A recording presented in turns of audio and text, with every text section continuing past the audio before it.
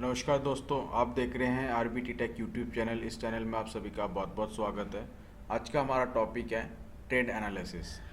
आज हम लोग इस वीडियो के माध्यम से समझने की और सीखने की कोशिश करेंगे कि ट्रेंड को किस प्रकार से एनालाइज किया जाता है, और ट्रेंड एनालाइज के साथ साथ हम लोग ट्रेंड मार्किंग भी आज सीखने की कोशिश करेंगे और समझने की कोशिश करेंगे। तो आइए शुरू करते हैं। ये आप देख सकते हैं निफ्टी का चार्ट है मेरे स्क्रीन के ऊपर, और ये जो टाइम फ्रेम है अभी मैंने मंथली सिलेक्ट किया हुआ है। आप देख सकते हैं जब हम ट्रेंड एनालाइज करते हैं तो सबसे पहले हमें हायर टाइम फ्रेम से शुरू करना होता है और फिर धीरे धीरे लोअर टाइम फ्रेम में शिफ्ट होना होता है।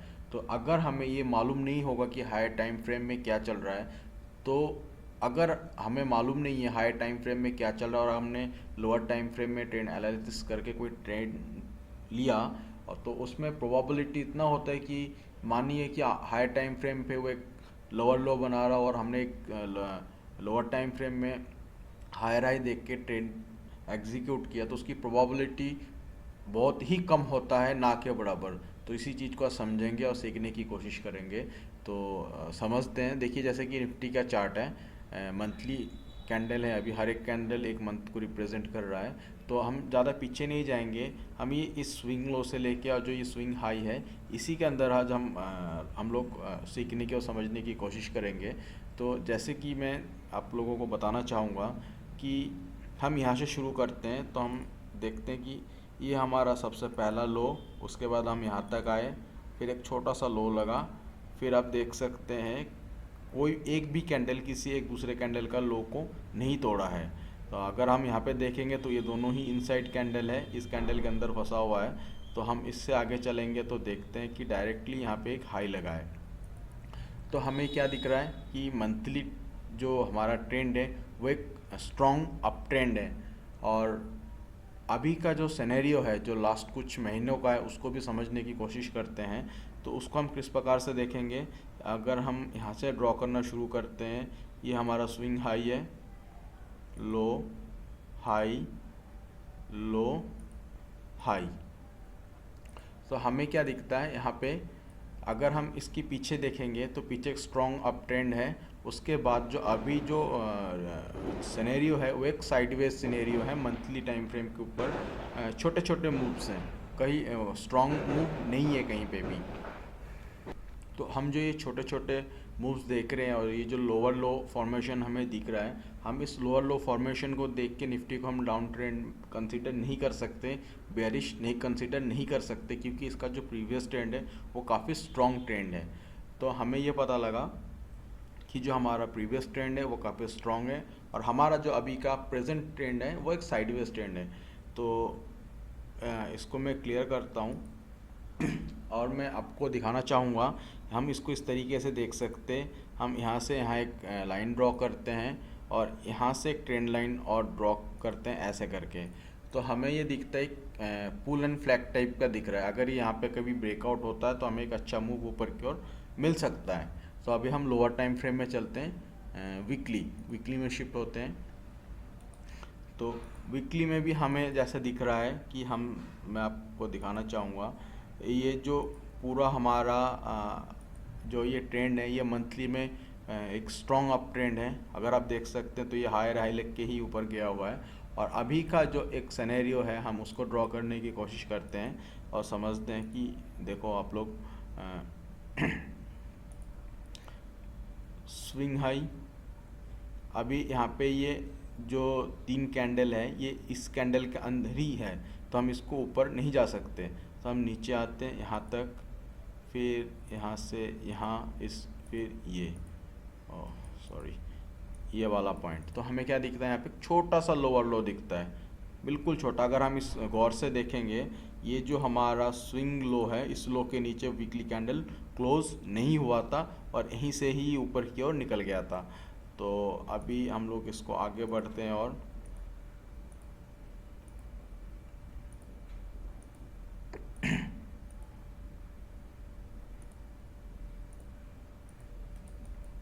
तो अभी हम यहाँ पे समझने की कोशिश करते हैं कि देखिए यहाँ पे क्या चल रहा है, यहाँ पे चल क्या रहा है। सबसे पहले तो यहाँ से एक छोटा सा लोअर लो लगा, बट ये सस्टेन नहीं हुआ, ऊपर की ओर चला गया। उसके बाद फिर यहाँ पे लोअर लो लगा है। लोअर लो लगने के बाद क्या हुआ आप देख सकते हैं, ये जो स्विंग था, ये जहाँ से ये नीचे आया था बराबर ठीक यहीं से ही ये दोबारा नीचे आना शुरू हुआ है।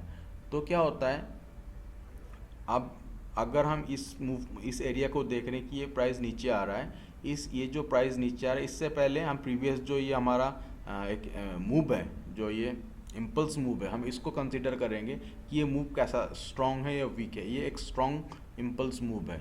तो इस मूव को देखते हुए हम ये जो सामने वाला हमारा एरिया है, इसको हम डाउन ट्रेंड नहीं कह सकते हैं। तो मैं आशा करता हूँ आप लोग समझ रहे होंगे। तो अभी भी अगर हम हायर टाइम फ्रेम के ऊपर देखें तो निफ्टी एक बुलिश ही है। तो हम यहाँ पे भी एक ऐसे ड्रॉ करके कर सकते हैं जैसे हमने मंथली टाइम फ्रेम के ऊपर किया था।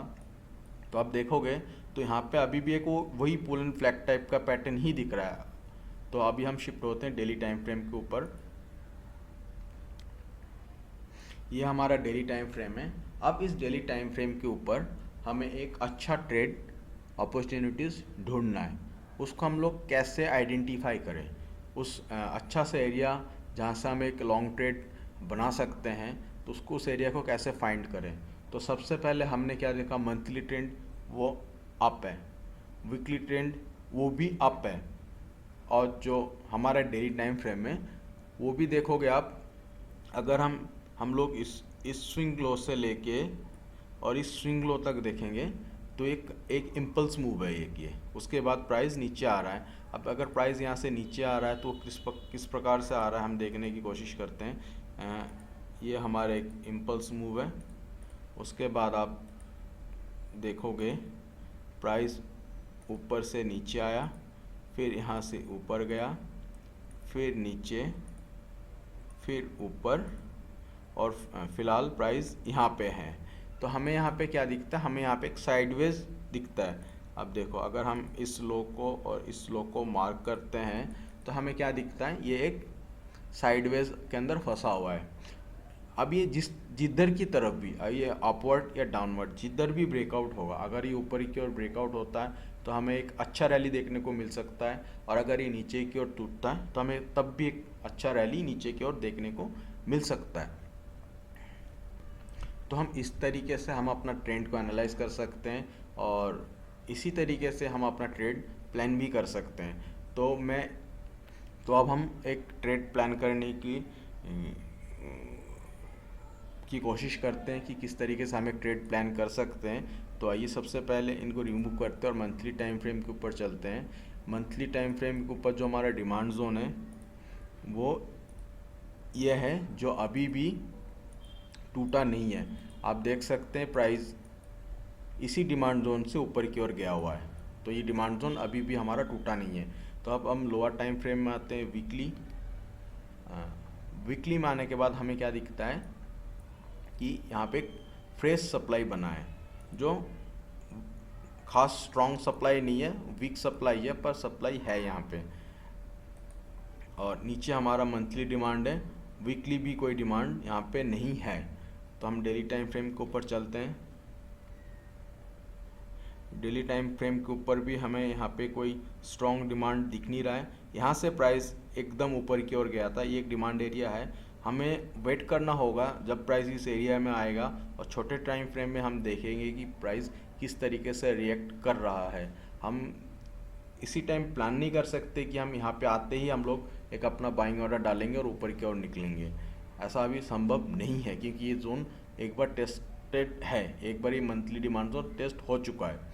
तो अभी का जो सिनेरियो है, जैसे कि मैंने आप लोगों को बताया कि हम यहाँ से एक ऊपर की ओर ट्रेंड लाइन भी डाल सकते हैं, जो हमें एक पुल एंड फ्लैग टाइप का दिख रहा है। तो हम लोग ये ट्रेंड लाइन डाल के रखते हैं, ये एक ट्रेंड लाइन है हमारा।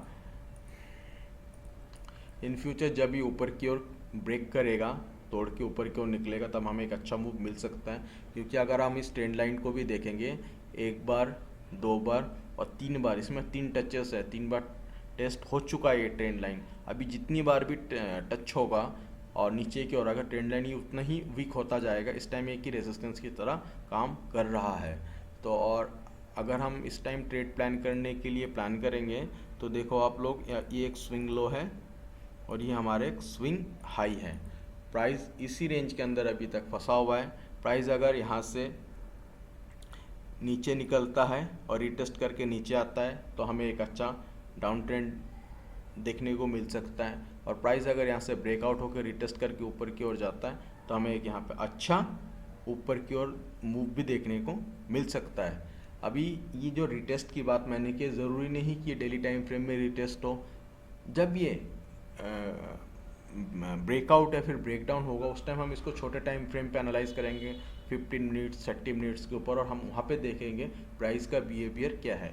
उसी के ऊपर हम यहाँ पे अपना ट्रेड प्लान कर सकते हैं। और अगर आप लोग इसके ऊपर बिल्कुल भी ट्रेड प्लान करने की मत सोचिएगा और कोशिश भी मत कीजिएगा।